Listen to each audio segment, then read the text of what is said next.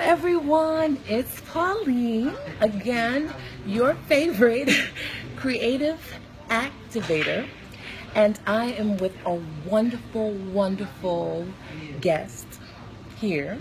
Where am I? Australia. I know.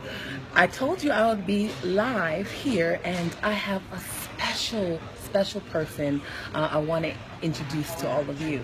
But before I do that, I want to emphasize that this is all about you using whatever God has given you and just to live it without the pressure of what other people are saying, thinking, believing about what they believe that you should do. Okay? So, allow me now to introduce our guest. Please share who you are, where you're from. She was our keynote today. So, yes, share with the people who you are. I'm Rachel Kohn. I was born in Canada. I have a European background. And I have lived in Australia for almost 30 years, 30 wonderful years. I came here as an academic in religious studies, and I taught at the University of Sydney.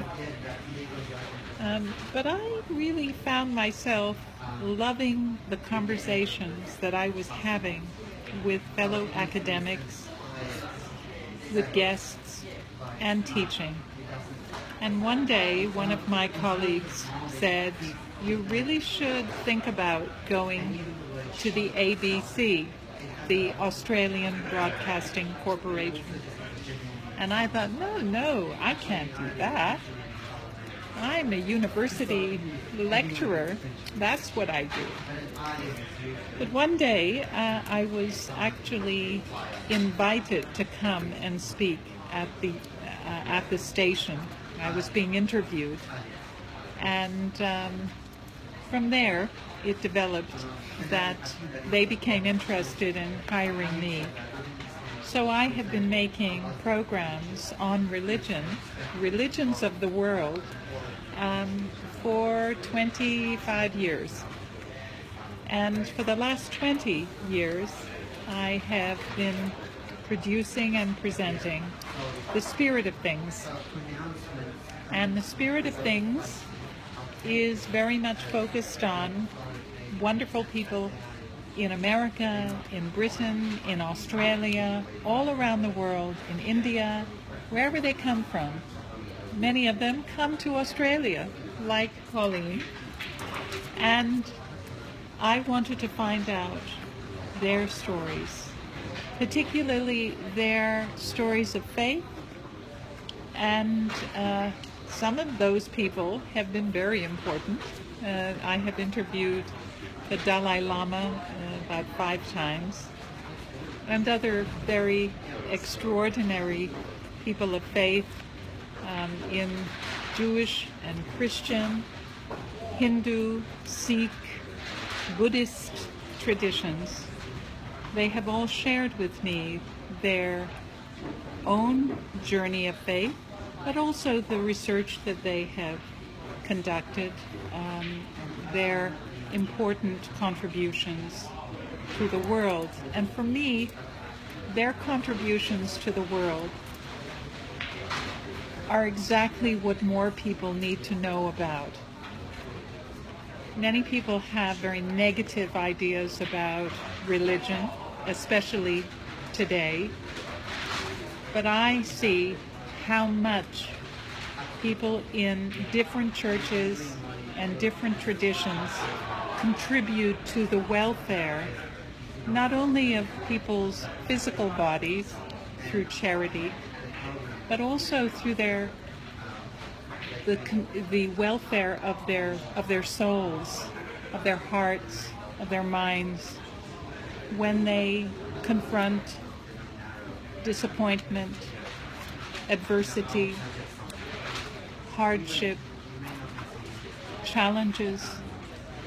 These are things that we have more and more and more of in our world. and people are often alone. They don't know where to turn. And many of the people who listen to my program, they don't go to church. They are alone. So they turn on the spirit of things and they find out how the traditions can help them. And I think that's one of the most important contributions that I can make in life, because churches are important. If you go to them, they can help you. But if you don't go to them, you'll never know who is there to help. You'll never know what is there in their texts that can help you. So a program like The Spirit of Things exists for all of the people out there who are not sure who they are religiously, spiritually. Some of them think they have no problems. They're just fine. But then they hear me talk about death, something we all experience. They hear me interview someone who has been through sexual abuse and has come through it with their heart and soul intact. How did they do it? How did their traditions help them? That's the sort of thing I think we need a lot more of. And fortunately, the Australian Broadcasting Corporation does have religion programs like mine. They also have programs that look at religion in the news, and sometimes those are very difficult stories. They're often about conflict. And there's even a program about religion and music. All the traditions of the world have some kind of music. Not only songs, but also types of music. And we have a program that features that music. It's called World Music, and also includes, of course, traditional Christian choir and orchestral music as well. So, in many ways, religions contribute to the world in positive ways, and that's fortunately what I have had an opportunity to focus on for many, many years, and it's my passion. It's my passion. Yes! You see that? She said it's her passion. So how do you persevere? Every day you wake up, you go to the job. What keeps you going? I guess what keeps me going, Colleen, is that I know there are an endless number of impressive people in the world. I came here to this conference not knowing who I would meet. And in the first session or the second session, I met you. I saw you across the room. You were telling your story, and I thought, brilliant. It's just like a constant cornucopia of giving. When you are curious about the world, it keeps giving you. So it's not hard for me. It's a bit like being a child in a candy shop. Okay, so what is one thing you can share about passion, the word passion? Why is that important? Why is it so important that people, use that time to find out what they're passionate about? Like, how does that affect their lives for the day and for the tomorrow? I can answer that. Passion is a popular word now, and of course, a more generous word that is attached to it is compassion. It's passion for others. It's a feeling for others. I think it's very, very, very significant to find your passion because it will sustain you when things go against you. It will give you resilience. It will mean that when something knocks you down, you get right up again. You're not concerned about the outcome. You're not calculating whether, I get enough out of this if I put in this amount. It has its own value for you. So every day you are following your passion, you are being fueled, refueled. It gives you everything you need. So for me, once you find that, you will, I think, achieve great things. Why? Because you will give so much to it that inevitably there will be great outcomes. That is incredible. So, did you hear what you just said? When you find out what your passion is and you live that truthfully, you invest in that, your full self, guess what? Success will come. You don't need to chase money. You don't need to chase success.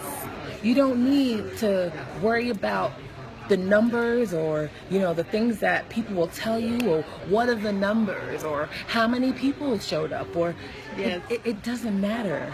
None of that matters. It's not important because God will bless that no matter what. And because God is going to bless that because he's called you to that thing, whatever that thing is. Like for her, it's using her voice to tell stories, and because she knows that there are people who feel lonely, people who who maybe don't believe in God, or maybe they're not going to enter the church, but she knows that someone needs to hear that story. Doesn't matter if it's one person or 25,000 or a million people who are listening to her show.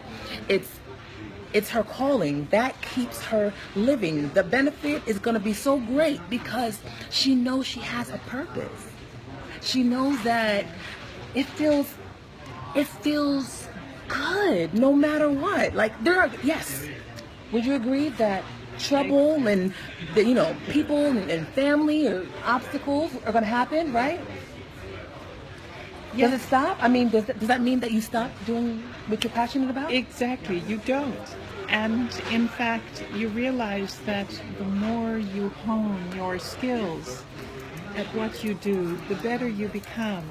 So it is kind of wonderful. When I first started the interviews, lots of work, lots of anxiety. Never knew how it was going to work out. I still do lots of work. And there's still some anxiety, but there's a little bit of a more comfort, more relaxation. It's like a shoe that fits, makes you feel good when your feet slip in. When you're doing an interview, it's just going to go well. It's going to be fine. And sometimes there can be some real surprises. And if you're authentic, they're good surprises. Somebody suddenly bursts out crying and saying something through tears that they never said before. And that's not a bad thing, because in a way they do want to share it with you, and they feel relieved that they're able to. Now that doesn't happen too often, Polly. We try to stay on the happy side of things. But, life is what it is. And it's good. It's good. It's like a good surgeon, a good singer, a good chef, a good lecturer, a good minister. It's great to feel that you are giving something that others appreciate, that they can actually grow from. Have you found anything to try to distract you from that? Well, Have you ever experienced that one day you're like, I don't want to do this, this is too hard? Have you had no. days when you felt like this is difficult, or maybe I want to try something new? Yeah. I think one of the ways I've dealt with that is to always, if there's a sense of difficulty, I find someone new, someone different. Well, I always interview different people, but I think it's generally speaking when I'm feeling that it's difficult or I'm struggling with it, it's my problem, and it's best to keep on.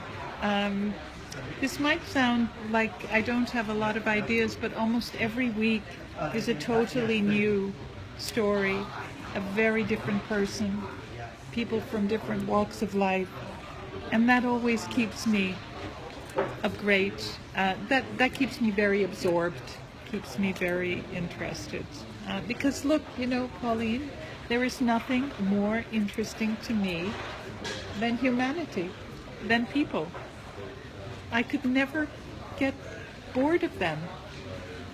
Never. My husband loves to read about the stars, new stars that are being discovered in the universe. And I always say, gosh, it's nice, it's interesting, but there are still so many people to discover in the world on this humble earth. I would never be exhausted by it. That's funny. So, no matter what, that's your purpose. That's my purpose. Although I can share something with you. I would have loved to sing my entire life. I used to sing a lot as a child, and all through my graduate years I sang and sang and sang. And I think I would have absolutely loved to be an opera singer or another kind of singer. I love the voice. I love communicating to people. So that would have probably been my other choice. So, when your time is up, right? Yeah. That's one thing people, You bet. you're gonna do whatever that Yeah. assignment is for Right. whatever length of time. What are you gonna do next? What am I going to do? That haunts me a lot. I love to write, of course, and so I have written a couple of books, and I write quite a lot on a regular basis. I will continue to write, but I love to read, and I would love to have more time to actually read even more and to travel more. I love creative things. I'm a real knitter. I love to knit complex things. But unfortunately, living in Australia, there's not much call for woolen winter things. So I have a lot of wool in my closet that I still have to knit up. I may need to knit them for people in other countries. That'd be really cool. She could have an eBay shop with her That's knits. right. That's cool. See? Creativity. She's not Creativity. afraid. She's always going to have room for whatever God. So you see, For so you sure. believe that you must have room for whatever it is, and you just do that thing and don't worry about anything else. That's Yeah. it. Yeah, I think you have to keep being creative. Keep being creative. It does make you feel part of the universe. The universe is a creation, and we are co-creators in it. It never stops being created. So we should be participants in it. That is really interesting. Do you see that? I'm just so excited. And you see how full I am because the more people I see that are living their true selves, like it really empowers me to say that yeah, I'm on the right path. That to keep living my truth because don't look to the left or to the right. Right. Just keep living for the one who created me, and the rest is gonna be absolutely great. So I'm excited. So I really want to thank you. Thank you. For allowing me to interview you. I know it's probably different because she is always interviewing people, and everyone has a story. Yeah. But I wanted to share that part of you because that's exciting, and it makes me want to live because you're living, right? Like That's wonderful. She's That's a great living, gift. she's living, and I'm inside like, ooh, yay! I'm excited because she knows her why behind her what. Beautifully put, Pauline. Thank you for giving me the opportunity to meet you people, your listeners, people who trust you and who love your message. I don't know why. Creating. I'm still trying to figure out why. See that? Why? But love you guys. Thank you so much for continuing to support, and hopefully you were blessed by this message, and it'll help you to continue to live out your call or your passion in life. God bless you. Love y'all. Bye.